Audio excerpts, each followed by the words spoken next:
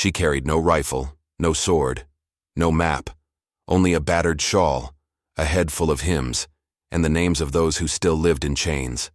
And yet, the Southern slave catchers called her Moses, not out of respect, but because they couldn't catch her. 18 times she vanished into the swamps and shadows of Maryland's eastern shore. 19 times she came back.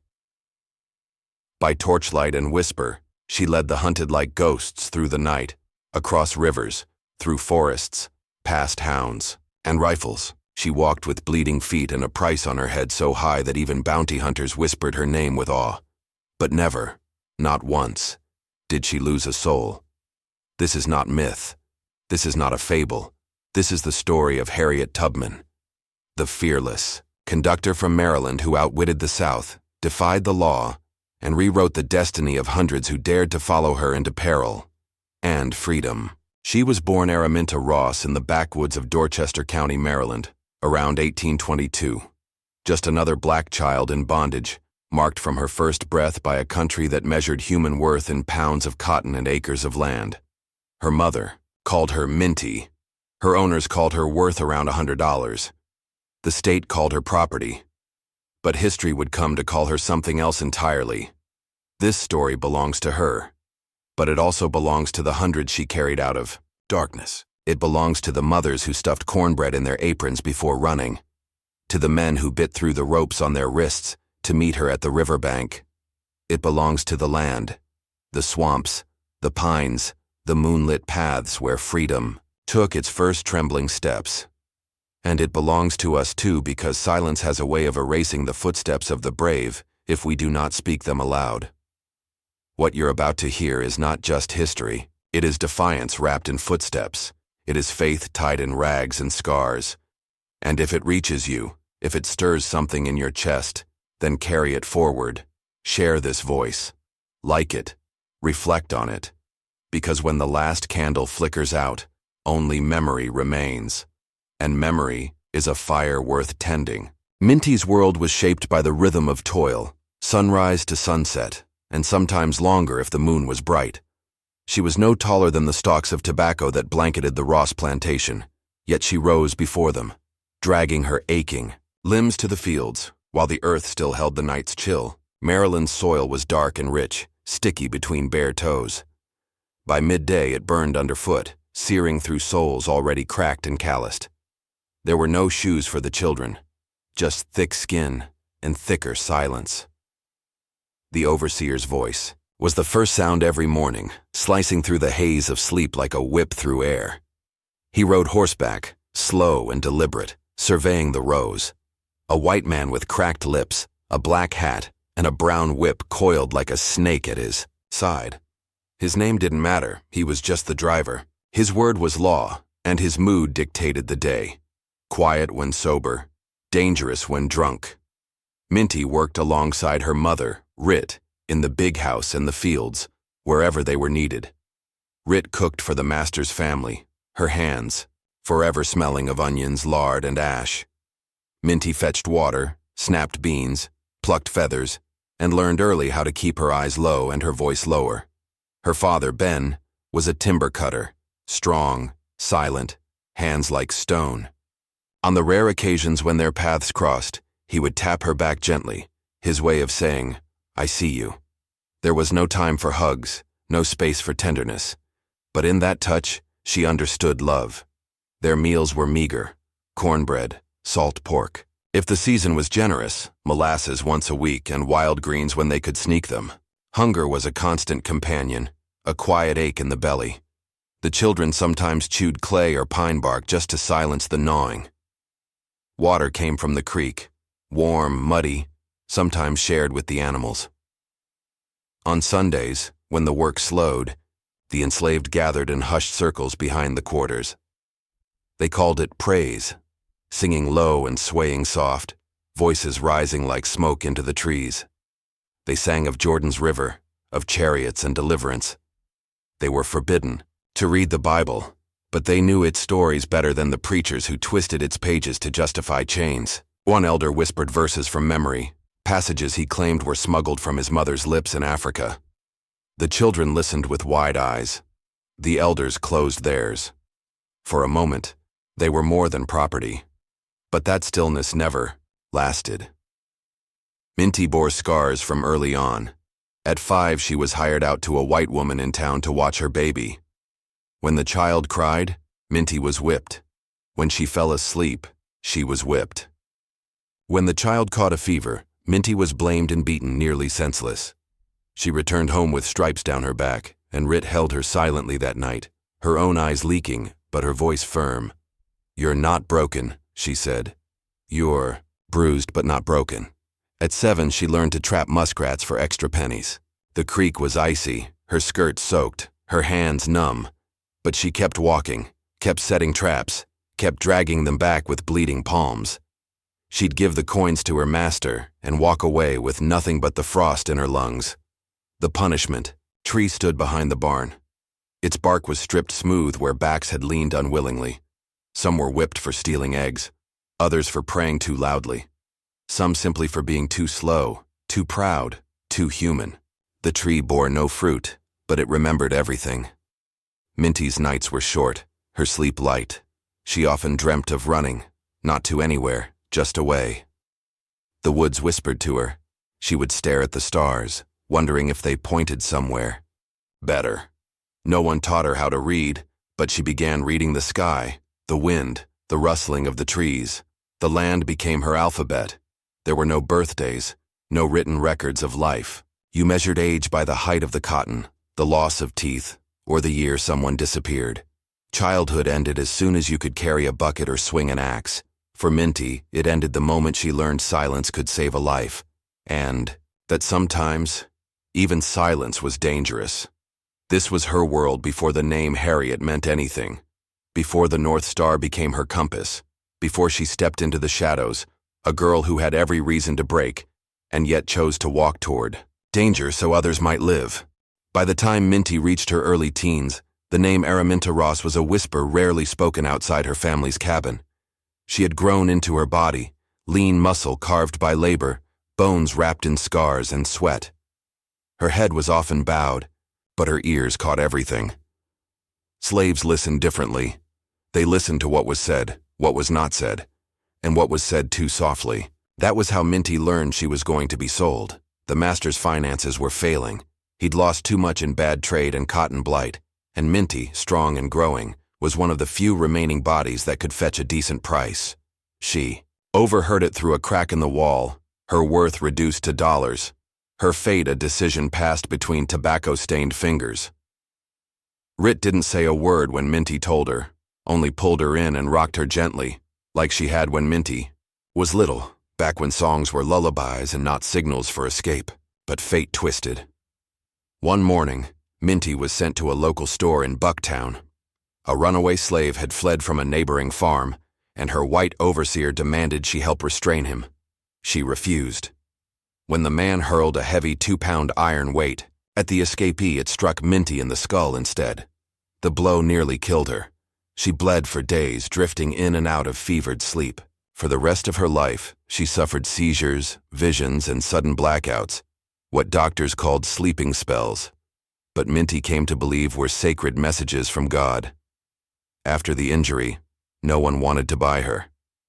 A slave who collapsed, without warning, wasn't good stock. She was damaged goods. But Minty didn't break. She hardened. Something in her shifted. She began to pray openly, fiercely. Not just for herself, but against her masters. She prayed for death to come for them, and when they died, one by fever, one by accident, she took it as a sign. In her late 20s, Minty married a free black man named John Tubman. The union was fragile. The law offered her no protection, and her status remained unchanged. Any children would still be born into slavery. John begged her not to run. He feared the dogs, the hunters, the bounty posters. "You'll get caught," he warned. Or worse. But Minty had already made her choice. She changed her name to Harriet, after her mother. A rebirth. And one night in 1849, she slipped into the woods and followed the stars north. It was not the first time someone tried to escape, but Harriet's journey was different. She moved like smoke, low and silent, crossing marshes and swamps with no light but the moon. She hid in the crawl spaces of Quaker homes, inside false walls, under floorboards. She traveled by night, guided by the North Star and the whispers of those who believed in freedom more than fear. When she reached Pennsylvania, free soil, she felt the air shift. She said later, "I looked at my hands to see if I was the same person. There was such a glory over everything." But that joy was fleeting. Her family was still enslaved, her people still in chains. Freedom, Harriet realized, meant nothing if she had to enjoy it alone. So she went back. Harriet became a conductor on the Underground Railroad, a network of secret routes, safe houses, and brave souls who defied the law to smuggle fugitives north. She learned the paths, memorized landmarks, recruited allies. She used coded songs and symbols. Wade in the water meant to hide in the river so dogs lost the scent. A quilt hung a certain way meant safe shelter. A lantern in the window signaled danger had passed. Over the next decade, Harriet made 19 dangerous trips back into slave territory. She freed over 300 people. She carried a pistol, not to fight off slave catchers, but to keep fear from turning anyone back. "You'll be free," she told them, "or die." No one ever died, and no one ever turned back. The risks were unimaginable. Slave catchers patrolled the roads, their horses snorting in the cold. Bounties on her head rose to $40,000, enough to ruin a man or make him rich. Posters called her a thief, a criminal, a lunatic. But Harriet outwitted them all. She used disguises, dressed as a man, an old woman, a washerwoman. She moved on Sundays when slave catchers were at church. She walked barefoot through swamps, her feet bleeding, carrying babies swaddled in silence. Each mission took weeks, sometimes months. She returned not just for her parents and siblings, but for strangers, entire families, babies born along the way. Once she carried a man who had collapsed from exhaustion across the final miles herself. Another time, she guided a group through a blizzard, walking backward to confuse trackers. Harriet never took credit. She called it God's work. She said angels lit the way, that the Lord spoke to her in dreams. But faith alone didn't free those people. It was Harriet's brilliance, her grit, her unmatched courage. As the 1850s deepened and the Fugitive Slave Act passed, even the North became dangerous. Harriet adapted. She rerouted through Canada, leading escapes to Ontario, where U.S. Marshals could not follow. She worked with white abolitionists, black churches, former slaves. She met Frederick Douglass, William Still, John Brown. All spoke of revolution, of war. Harriet had already been fighting hers for years. When she wasn't leading missions, she raised money, spoke at churches, told her story in whispered fragments. She couldn't read or write, but her words moved crowds. She was small in stature, barely 5 feet, with a voice that trembled from her injury and eyes that burned with fire. "I never ran my train off the track," she said, "and I never lost a passenger." By 1860, Harriet had become a legend. To the South, she was a fugitive menace. To the North, a folk hero. But to those she saved, she was deliverance. They called her Moses, not for the plagues she summoned, but for the chains she shattered. A woman who walked through hell, barefoot and unbroken, and came back carrying others on her shoulders. She didn't want fame, she wanted justice. And justice, Harriet believed, was not a speech or a law. It was a path carved in footsteps, worn into the soil by those who dared to walk. In the winter of 1857, the sky over Maryland was the color of ash, and the wind carried a bite that turned breath into steam. Harriet had returned once more, this time for her aging parents, Ben and Rit Ross. They were frail now. Years of labor had bent Ben's spine and dimmed Rit's hearing. But they were still alive, still in chains, still waiting. Harriet had waited years for this moment. She had already freed strangers, cousins, brothers, children. But this journey was different. It was personal. It was blood. She crept through the woods at night, hiding behind cypress trunks, listening for dogs. The swamps were thick with ice and snakes curled deep in their burrows. She wore men's trousers, carried cornbread wrapped in a cloth at her waist, and whispered psalms under her breath to keep the fear from swelling in her chest. Every twig snap could be a patrol. Every rustle could mean death. Ben and Rit were being held at a small farm now, leased to another white family who had little patience for the old and slow.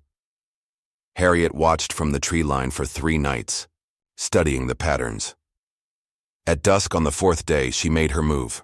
The door creaked when she opened it, and for a moment, time hung suspended. Then Rit gasped and fell to her knees. Ben didn't speak. He simply reached out, fingers trembling, and touched his daughter's cheek like she was a ghost he'd called down from heaven. They had to move quickly. The escape route was longer now. Slave catchers were aggressive, especially since the recent bounties. The Fugitive Slave Act had turned every northern town into a trap. Even a free black could be snatched off the street and sold south. Harriet knew this route would be her most dangerous.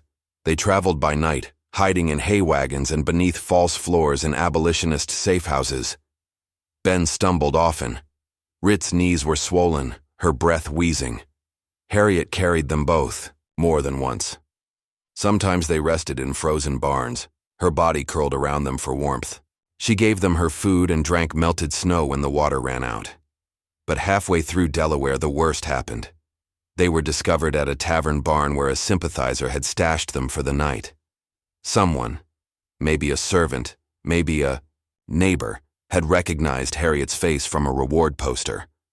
By morning, the barn was surrounded. Harriet could hear voices outside, dogs barking, boots crunching frost. There were too many. Escape was impossible. She reached into her coat and pulled out her pistol. Ben stared at the weapon, then at her. Rit's lips trembled, mouthing silent prayers. Harriet held the gun steady, not aimed at the door, but at her own family. "If they take us," she said calmly, "we die free, not chained." Her hands did not shake. The footsteps grew louder. Then suddenly, chaos.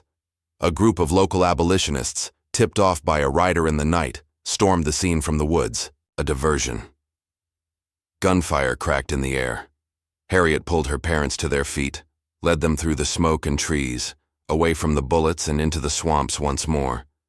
They waded through icy water chest deep, Harriet dragging her father, Rit clinging to a fallen branch. The water smelled of rot and iron.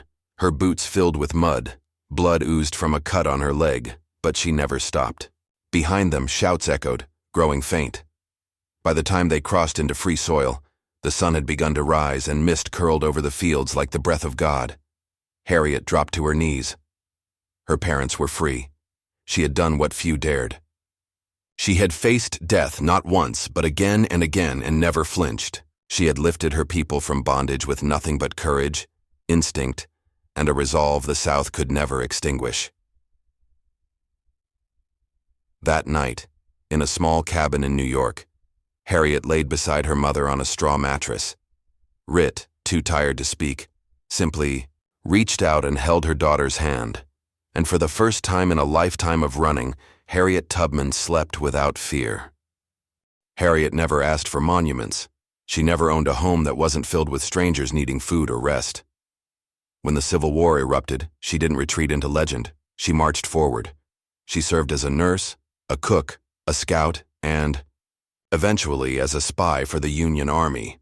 In 1863, she became the first woman in American history to lead an armed military raid. She guided 150 black soldiers up the Combahee River, torching Confederate plantations and freeing over 700 slaves in a single night. Still, when the war ended, the government refused to pay her properly. They said there was no record of her service. She lived out her days in a small house in Auburn, New York, offering shelter to the elderly, the poor, the forgotten, even in old age. Her mind returned to the woods, to the cries in the night, to the iron weight that split her skull and awakened something divine within her. Her hands never stopped working. Her prayers never quieted. She died in 1913, blind, nearly, penniless but surrounded by those she had saved. Her last words were, "I go to prepare a place for you." They tried to write her out of the textbooks. For years, her face didn't appear on currency. or in classrooms. But the land remembers. The trees remember. The stars remember. And so do the footsteps of every man, woman, and child she led from darkness into dawn. She was called Moses, but unlike the prophet of old, she never looked down on the promised land from a distance. She walked her people straight into it. And still, she was never caught, not once. That was her story. A woman born into chains, struck down by iron, left for worthless. And yet she rose, again and again, until even the most powerful men feared her name. Harriet Tubman did not carry a sword, but she waged war.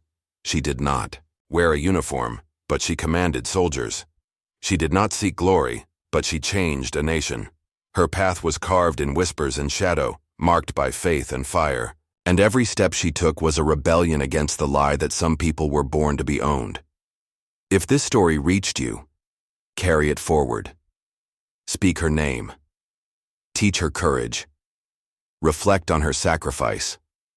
So the world remembers what the soil tried to bury, because memory, like freedom, is a light, and even in the darkest woods that light must never go out.